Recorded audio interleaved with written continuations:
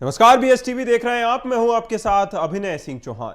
छत्तीसगढ़ में मंत्रिमंडल विस्तार के बाद सियासत थमने का नाम नहीं ले रही है।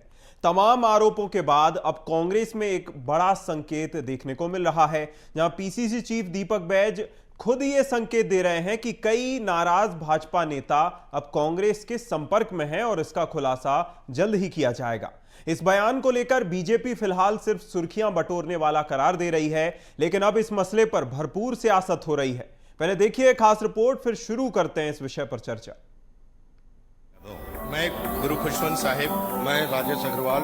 20 अगस्त को छत्तीसगढ़ में साय सरकार के 3 नए मंत्रियों ने शपथ ली।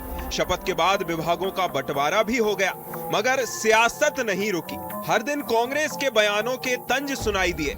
अब कांग्रेस ने इशारा किया है कि कुछ ऐसे बीजेपी नेता हैं जो इस मंत्रिमंडल विस्तार से नाखुश हैं और वो कांग्रेस के संपर्क में हैं। इसी से जुड़े सवाल पर कांग्रेस पीसीसी चीफ दीपक बैज ने तंज कसते हुए कहा कि इसका खुलासा अभी से करना जल्दबाजी होगी।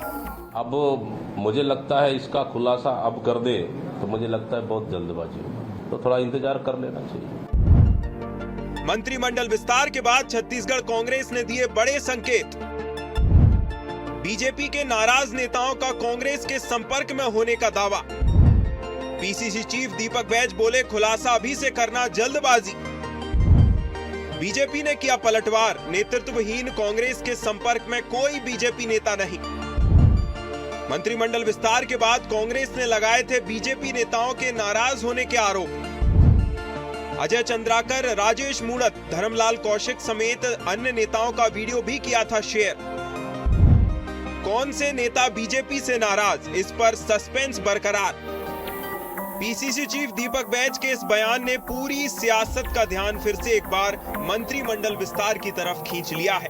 हालांकि दीपक बैज ने अभी किसी भी नेता के नाम बताने से इनकार कर दिए हैं, लेकिन बीजेपी ने इसे नेतृत्वहीन कांग्रेस के धराशायी होने का उदाहरण दिया है। साथ में ये भी कहा है कि बीजेपी में ना तो कोई नेता नाराज है और ना ही कांग्रेस के संपर्क में है।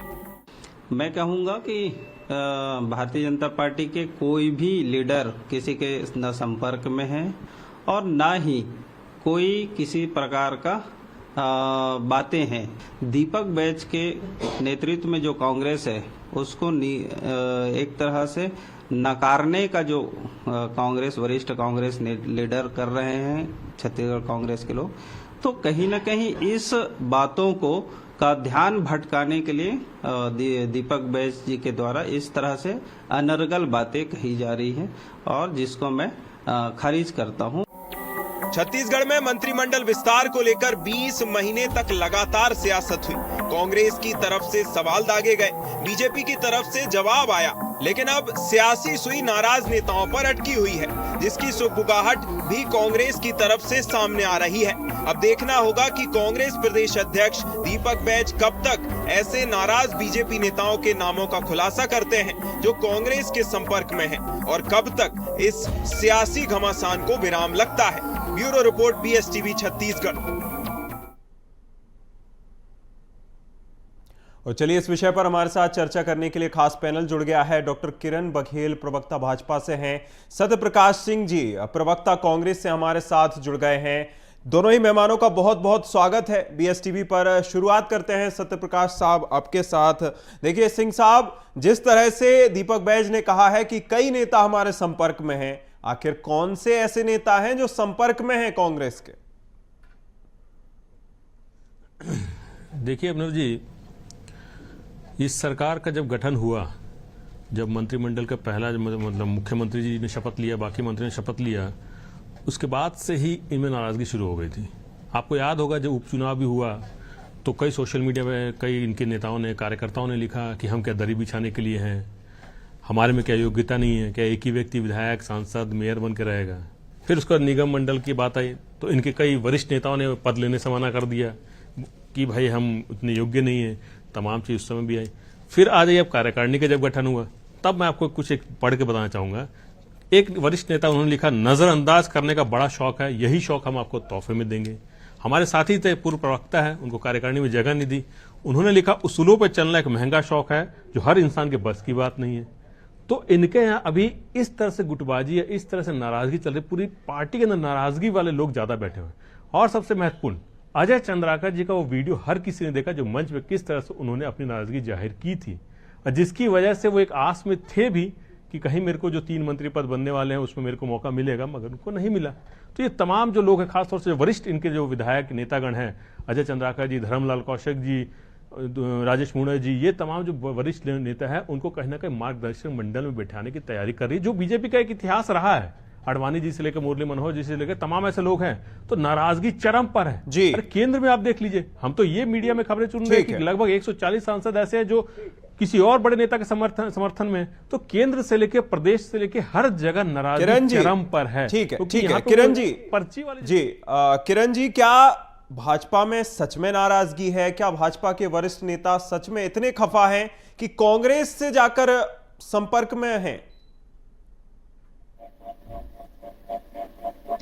सबसे पहले अभिनय जी आपको और हम मेरे साथी पैनलिस्ट सत्य प्रकाश जी को और आपके सभी दर्शकों को गणेश चतुर्थी की हार्दिक शुभकामनाएं जी। रही बात इस डिबेट की, तो मुझे दीपक बैज जी के ऊपर काफी तरस आता है। बेचारे से अपनी पार्टी खुद नहीं संभल रही है, अपने पार्टी के नेता जिस अध्यक्ष से नहीं संभल रहे हैं, जिनके नेतृत्व में विधानसभा इन्होंने हारा, लोकसभा हारा, पंचायत चुनाव हारा, और जिन्हें हमारे भाजपा के एक छोटे से मंडल अध्यक्ष जी ने भी पराजित कर दिया। ऐसे बेचारे दीपक बैज जी दावा करते हैं भाजपा के नेताओं के संपर्क में। आपको अभिनय जी याद दिलाती हूँ, कुछ दिन पहले चरणदास जी का बयान आया था कि हम टी.एस. सिंहदेव जी के नेतृत्व में चुनाव लड़ेंगे।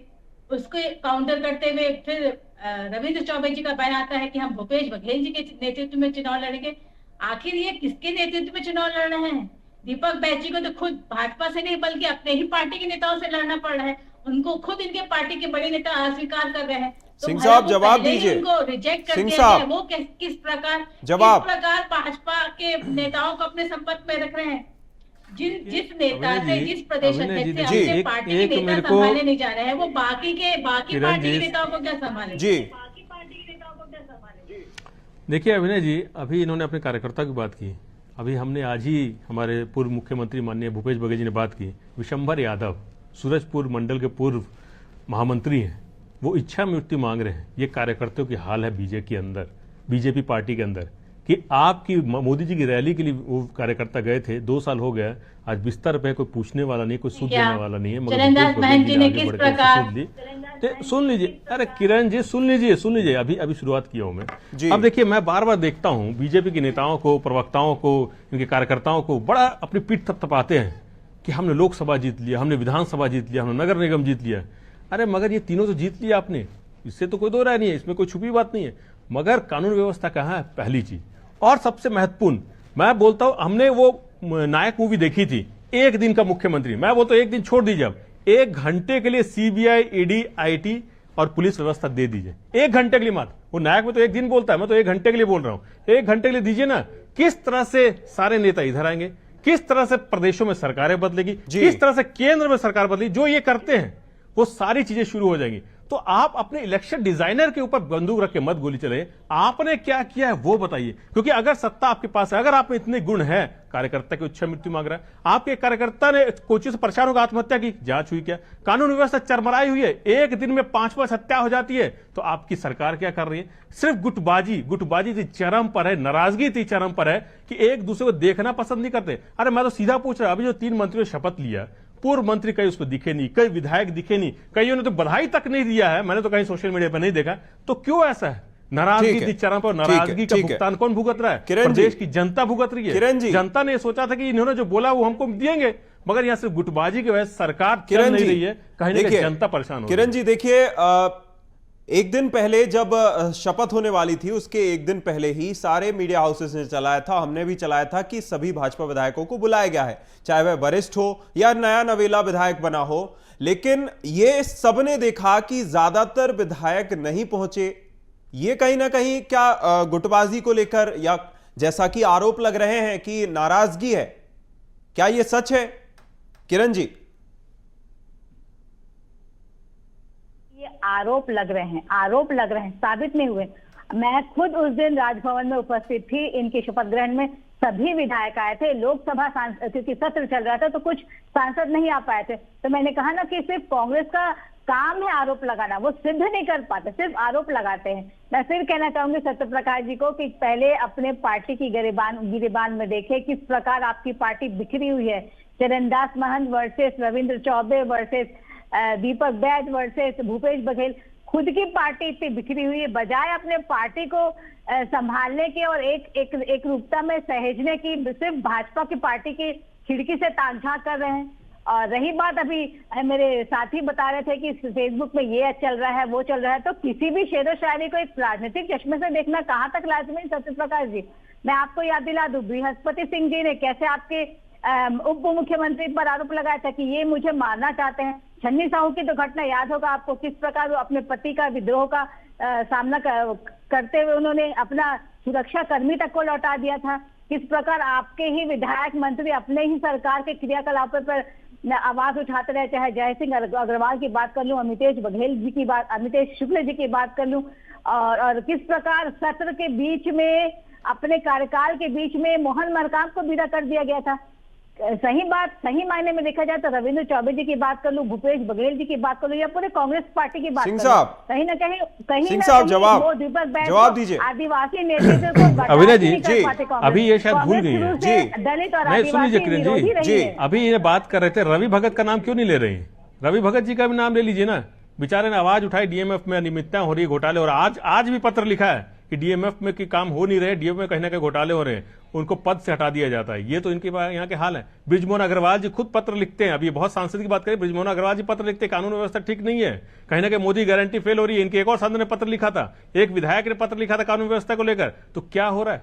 गुटबाजी नहीं तो और क्या है? आपकी खुद की सरकार के अंदर इतने, तो मैं बोलूंगा इतने दुश्मन खुद पर आपने पाल रखे अपने अंदर, क्योंकि आपने जो वरिष्ठ नेताओं को जो दरकिनार किया, इसकी वजह से कहीं ना कहीं वो चाहते नहीं है कि सरकार काम कर सके, क्योंकि वो चाहते हैं कि सरकार की जो पोल है ना वो हम ही खोले, हम ही विपक्ष की आवाज भी साथ भी उठाएंगे और हम जनता की आवाज उठाएंगे, क्योंकि सरकार कहीं ना कहीं अपने क्रियाकलापों में व्यस्त है। और सरकार खासतौर से मैं एक बात और बोलना चाहूंगा, आपने कॉन्स्टिट्यूशन क्लब का चुनाव तो देखा था अविनाश सिंह जी, अभी क्या हाल हुआ था? जो गुट की बात, मैं बोल रहा हूं केंद्र से लेकर प्रदेश तक क्या हाल है। अमित शाह का एक गुट, एक राजीव प्रताप रूडी का एक गुट, केंद्र में भी ये चीज चल रही है। कहीं ना कहीं 140 सांसद जो खबर जो आ रही है कि एक दूसरे नेता के समर्थन में क्यों आ रही है, वो ये खबरें पहले तो नहीं आ रही थी, ये अभी आ रही, क्योंकि इतना इनका यहाँ हिटलरशाही चल रही है, पर्चीवाद इतना चल रहा है कि तमाम चीजें केंद्र से लेकर प्रदेश में इनके हाथ से निकल चुकी है। विधायक आज जाते नहीं है, मुख्यमंत्री से समय नहीं मिलता है, मुख्यमंत्री जी बोलते हैं मैं व्यस्त हूं, और सबसे महत्वपूर्ण बात, मुख्यमंत्री जी इनसे बचने के लिए खुद विदेश दौरे पर चले जाते हैं कहीं ना कहीं। और एक अभिनय जी, बस एक इतिहास इनको और याद दिला देता हूं, मोदी जी को टेबल के नीचे किसने डाला था किरण बघेल जी? वो याद कीजिए ना, छत्तीसगढ़ शर्मसार हुआ था। एक हमारे आज जो हमारे यशस्वी प्रधानमंत्री है, उनको तो टेबल के नीचे आपने बिठवा दिया था।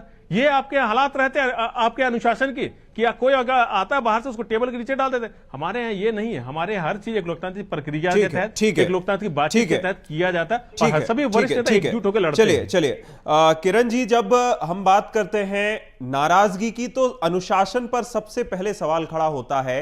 भाजपा की ये अनुशासन देखने वाली बात है, और दल इसकी तारीफ भी कई बार करते नजर आते हैं कि कोई भी संगठन से फैसला आता है, चाहे वह वरिष्ठ नेता हो और नीचे स्तर से लेकर बड़े स्तर का नेता हो, वह खुशी होकर उसे मानता है। अंदर खाने जो भी चले ये सबको नहीं पता होता, लेकिन सार्वजनिक तौर पर सभी इस निर्णय को मानते हुए दिखते हैं। लेकिन अब फिर से ये सवालों के घेरे में है, अनुशासन को लेकर, नाराजगी को लेकर। किरण जी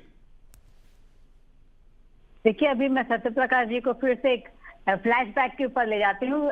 सत्य प्रकाश जी, अगर आप उस समय राजनीतिक में सक्रिय होंगे कि जब छत्तीसगढ़ का निर्माण हुआ था और दिग्विजय सिंह जी ये खबर लेके गए थे विद्याचरण शुक्ला जी के पास कि अगले मुख्यमंत्री अजीत जोगी होंगे, तो किस प्रकार उनका कुर्ता फाड़ा गया था, ये जग जाहिर है। रही बात केंद्र, आप तो केंद्र तक पहुंच गए कि हमारी पार्टी बिखरी हुई। केंद्र में अगर आपकी केंद्र नीति तो आपका अगर बिखरा हुआ नहीं होता सत्य प्रकाश जी, तो सचिन पायलट आज विद्रोह की राह में नहीं होते, और किस प्रकार उनको वहां राजस्थान से हटाकर यहाँ ले आया गया। और ज्योतिरादित्य सिंधिया इतने टैलेंटेड नेता आज आपके पार्टी से नहीं निकले होते। किरण जी, छत्तीसगढ़ पर आइए, जा रहे हैं तो किरण जी छत्तीसगढ़ पर आइए। मैं आ रही हूँ। सत्य प्रकाश जी ने कहा, हमारे केंद्र नेतृत्व पर भी इशारा किया था। रही बात, आपने क्या क्वेश्चन किया था? बिखरा जी, देखिए अभिनय जी की बहुत बड़ी पार्टी है, 60 लाखों की पार्टी की संख्या है हमारी। छत्तीसगढ़ की बात करें, सबको सही जगह पे समावेश करना थोड़ा सा पॉसिबल नहीं होता। तो कुछ लोगों की नेता की कुछ सोशल मीडिया के माध्यम से अपने भावनाएं व्यक्त कर रहे हैं। ये नहीं कि किस प्रकार इनके नेताओं की तरफ प्रभारी के सामने ही इनका सिर फुटा हुआ चालू हो जाता है। इनके समय में बात करूं तो 3 प्रभारी को बदला गया। शैलजा सिंह की बात करूं, सचिन पायलट जी की बात करूं, अपने प्रभारियों के सामने ये कुर्ता खींचना फाड़ना चालू कर देते थे। तो इनके समय तो अनुशासन ही नहीं है इनके पार्टी में। तो हमारे पार्टी के ऊपर किस प्रकार ये उंगली उठा सकते हैं? कुल मिलाकर ना इनसे सत्ता संभली, कांग्रेस में जब इनकी सत्ता आई थी छत्तीसगढ़ में तो ना इनसे सत्ता संभली, अब ना इनसे पार्टी संभल रहे हैं, ना ही इनके वरिष्ठ नेता संभल रहे हैं। कुल मिलाकर ये अपने पार्टी को समेटने के बजाय भाजपा पर तामझाम कर रहे हैं। मुझे लगता है 2.5 साल और बचे, चुनाव आने वाला है, पुनः फिर भाजपा की सरकार आएगी और फिर से हम सत्ता में आएंगे। ठीक है, बिल्कुल। सत्य प्रकाश जी, देखिए अनुशासन को लेकर सबसे ज्यादा अगर किसी दल पर सवाल खड़े होते हैं तो कांग्रेस में कई नेता ऐसे भी देखे जाते हैं जो फैसला कभी मानने से इनकार कर देते हैं या फिर सड़कों पर आ जाते हैं ऐसे जो फैसलों को लेकर। लेकिन क्या आपकी ओर से जो आरोप लगाए जा रहे हैं कि भैया बीजेपी के नेता तो नाराज हैं, क्या ये अतिशोक्ति तो नहीं? अगर माफ कीजिएगा, अगर कोई नेता संपर्क में है तो ज्वाइन कराइए, सार्वजनिक कीजिए उसको। अभिनय जी, पहले तो मैं इनको बता दूं, चुनाव के समय इनके तो कार्यालय पत्थरबाजी हुई थी, वो भी हमने देखा है। अंदर इनके बड़े बड़े महामंत्री बैठे हुए थे, बाहर रात भर परिवार के साथ लोग बैठे हुए थे, वो भी हम लोगों ने देखा है। तो इनका अपने अनुशासन के कितने अनुशासन है इनकी पार्टी, वो सब पूरी देश जानता है। अगर जब तक पर्ची आती है उसके बाद किस तरह से हैरान होते हैं वो भी सबको सामने है। अब आपने जो सवाल किया मैं उसके बाद बताऊं। देखिए, जैसे दीपक बैज जी ने बोला है, तो अभी समय नहीं है ना अभिनय जी। आपको देखिए जो चीजें हैं वो धीरे धीरे सब चीजें सामने आएंगी। मैंने बोला ना, ईडी-आईटी दे दीजिए ना तो अभी कल ही सब चीजें सामने आ जाएगी। ईडी-आईटी अभी इनके पास है, इसलिए अभी थोड़ा समय लग सकता है। और सबसे महत्वपूर्ण बात, ये बार बार जो बोलते हैं हमारे अनुशासन, अगर अनुशासन है तो सोशल मीडिया में हो, मंच पर हो, भरे मंच पर हो, ये सब चीजें क्यों आती है? पत्र क्यों लिखे जा रहे हैं? अगर इतने ही देखिए, इसलिए मैं बोल रहा हूं। अब ये जो पहले बात बोलते हैं ना, पार्टी विद द डिफरेंस हमारे अनुशासन है, वो सब चीजों की पोल खुल चुकी है। क्योंकि अगर हिटलर शाही रहेगी, अगर 2 ही व्यक्ति पार्टी को चलाएंगे, तीसरे को आप कहीं ना कहीं नहीं मानेंगे, तो ये सब चीजें कहीं ना कहीं भरता जाता है और एक दिन वो घड़ा फूटता है। वो जो अब जो है ना भरे मंच से तो बर्दाश्त करने की जो घड़ा था वो भरे मंच से तो आप कहीं ना कहीं बाहर निकाल, भरे मंच से तो आपके भी बड़े नेता पूर्व मंत्री सवाल खड़े करते हैं। नहीं देखिए अभिनय जी, मैंने क्या बोला जी, हमारे यहाँ लोकतांत्रिक तरीके से बात रखी जाती है। इनके अगर बता दीजिए पर्ची बिना कोई बात होती है क्या? मैं बहुत सम्मान के साथ बोलना चाहता हूं, मुख्यमंत्री जी खुद पर्ची से नियुक्त होते हैं, चाहे वो राजस्थान हो, चाहे एमपी हो, चाहे छत्तीसगढ़ हो। अब जो मंत्रियों की बात है वो भी पर्ची आती है, तो पर्ची से ही इनके यहाँ चलता है। हमारे यहाँ देखिए, अगर ब्लॉक लेवल पे जो संगठन चल रहा है, बैठकें हो रही है, जिला बैठकें हो रही है, प्रदेश लेवल पर हो रही है, तो हमारे यहाँ बैठकों का दौर चलता है, पर्ची सिस्टम नहीं है। ठीक है किरण जी, जब 3 नए मंत्रियों ने शपथ ली तो ये सबसे ज्यादा चर्चाओं में था। मंत्रियों के नाम तो चर्चाओं में थे ही, लेकिन ये भी चल रहा था कि इनका जो बैकग्राउंड है 2 मंत्रियों का, वह कांग्रेस का बैकग्राउंड रहा है। इसे कैसे डिफेंड करिएगा किरण जी?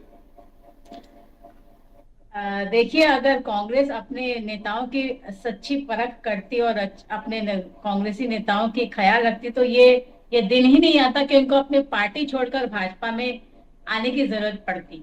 तो देखिए, भाजपा का द्वार हमेशा खुला है। किरण जी, मैं अपना सवाल फिर दोहराता हूं। 2 कांग्रेस के बैकग्राउंड वाले मंत्री भाजपा में आके मंत्री पद की शपथ लेते हैं, वरिष्ठ भाजपा के नेता मंत्री नहीं बन पाते हैं। जी आगे बढ़िए। देखिए, कांग्रेस के, अगर मैंने कहा ना कि भाजपा का द्वार हमेशा खुला, अगर कांग्रेस के से रूठे के या कांग्रेस भाजपा के आइडियोलॉजी पे जो भी व्यक्ति विश्वास करता है, चाहे वो सत्य प्रकाश जी ही क्यों ना हो, अगर भाजपा के आइडियोलॉजी पे विश्वास करता है और भाजपा में आना चाहता है तो उसका स्वागत है। किरण जी, अल्टीमेटली मैं नाराजगी पर ले जाना चाहता हूं विषय को कि क्यों नाराजगी है। बिल्कुल अभिनय जी, मैं आ रही हूँ, अभिनय जी मैं आ रही हूँ। देखिए, वरिष्ठ नेताओं की बात कर रहे हैं, जिन वरिष्ठ नेताओं की आप बात कर रहे हैं, तो आप खुद जानते हैं कि change is the rule of nature, बदलाव प्रकृति का नियम है। जिन नेताओं की बात कर रहे हैं वो काफी, उनको पार्टी ने बहुत कुछ दिया है और मुझे लगता है सेकंड पंथी के नेताओं को खड़े करने की आवश्यकता है पार्टी की। तो हमारी पार्टी एक्सपेरिमेंट कर रही है। रही बात वरिष्ठ नेताओं में, तो हमारे वरिष्ठ नेताओं को भी रखा गया है। अगर रामेश्वर नेताम की बात करूं, दयालदास बघेल जी की बात करूं, केदार कश्यप जी की बात करूं, तो वो भी हमारे अनुभवी नेता है। तो मुझे लगता है एक जो मंत्रिमंडल का रचना होता है वो संतुलित होता है, जोश और नया जोश और बोश दोनों की बात होती है। मुझे लगता है हमारा मंत्रिमंडल बहुत संतुलित है, बहुत बैलेंस है, जहाँ पे जाति समीकरण, क्षेत्रीय समीकरण और राजनीतिक समीकरण तीनों को ख्याल में रखा गया है। तो मुझे लगता है इसमें इफ एंड बट वाली बात नहीं होनी चाहिए। रही बात वरिष्ठों को दरकिनारा करने की, तो इनके सरकार की याद दिला दूं सत्यप्रकाश जी को, तो किस प्रकार धनेंद्र साहू जी को, सत्यनारायण शर्मा जी को किस प्रकार दरकिनारा किया पार्टी ने, और साथ ही साथ चरणदास जवाब दीजिए सिंह साहब, जवाब उन्होंने दीजिए। सार्वजनिक मंच पे कहा था कि मेरी अंतिम इच्छा है राज्यसभा जाने की। मैं और इनको याद दिलाना चाहूंगा, बघेल जी को शायद मालूम नहीं होगा, इनके यहाँ के वरिष्ठ नेता ने बोला था हमारे योग्यता से पद नहीं मिलता, हमारे परिक्रमा से पद मिलता है। आप कितनी परिक्रमा करेंगे उतना बड़ा पद मिलेगा। तो इनके वरिष्ठ नेताओं ने ये बात सार्वजनिक तौर पर बोली थी, पहली बात। अब देखिए हमारे यहाँ की बात कर रहे हैं, अरे वरिष्ठ नेताओं का सम्मान क्या होता है आपको याद होगा, मोतीलाल वोरा जी का हमने अंतिम समय तक उनका मार्गदर्शन लिया। सत्यनारायण शर्मा की बात कर रहे हैं और उनके पुत्र को हमने टिकट दी, एक दूसरा विषय। मगर सत्यनारायण शर्मा जितनी भी समितियां बनती थी, कई समिति अध्यक्ष रहते थे, संयोजक रहते थे, उनका मार्गदर्शक हमने लिया है और लेते अभी भी है। आपके सामने, आपके मीडिया पे कितनी बार वो बाइट देते कि नहीं देते, इनके वरिष्ठ नेता की क्या हाल है पूछिए इनसे। तो इसीलिए बोल रहा हूं हमारे यहाँ वरिष्ठों का सम्मान है, वरिष्ठों का मार्गदर्शन लिया जाता है और लेते रहते हैं। मगर इनके यहाँ जैसे वो मंडल नहीं बना हुआ ना, एक आप इधर बैठ जाइए मार्गदर्शक मंडल में, इन्होंने तो मार्गदर्शक मंडल ही बना रखा है इसलिए कि आप इधर किनारे बैठिए। हमारे वो मंडल नहीं, हमारे यहाँ के साथ में बैठाते हैं, साथ में उनसे मार्गदर्शन लेते हैं, उनका अनुभव साझा करते हैं, उनके अनुभव के साथ लेके चलते हैं। तो ये फर्क है इनके और हमारे यहाँ। इसलिए बोला हमारे यहाँ की बात ना करें, इनके किया सिर्फ फटोवल, पहले उसको देखो। सबसे महत्वपूर्ण, सिर्फ फटोवल की वजह से सरकार नहीं चल रही है, तो जनता परेशान है, कानून व्यवस्था चरमरा है, किसानों को खाद नहीं मिल रहा, युवा रोजगार के लिए भटक रहा है, महतारियों का सम्मान नहीं हो रहा, उसके ऊपर ध्यान देने चाहिए। ठीक है, बिल्कुल। जिस तरह से कांग्रेस ने ये तीर छोड़ा है कि नाराजगी है, ये देखने वाली बात होगी और आगे चलकर ये हमें पता लगेगा कि आखिर नाराजगी है भी या यूं ही हवा में तीर छोड़ दिया है कांग्रेस की तरफ से, ये देखने वाली बात होगी। सत्यप्रकाश जी आपका जुड़ने के लिए बहुत शुक्रिया। डॉक्टर किरण बघेल जी आपका भी जुड़ने के लिए बहुत शुक्रिया, हमारे साथ इस खास चर्चा में शामिल होने के लिए। खास चर्चा में इतना ही। आप देखते रहिए BSTV। नमस्कार।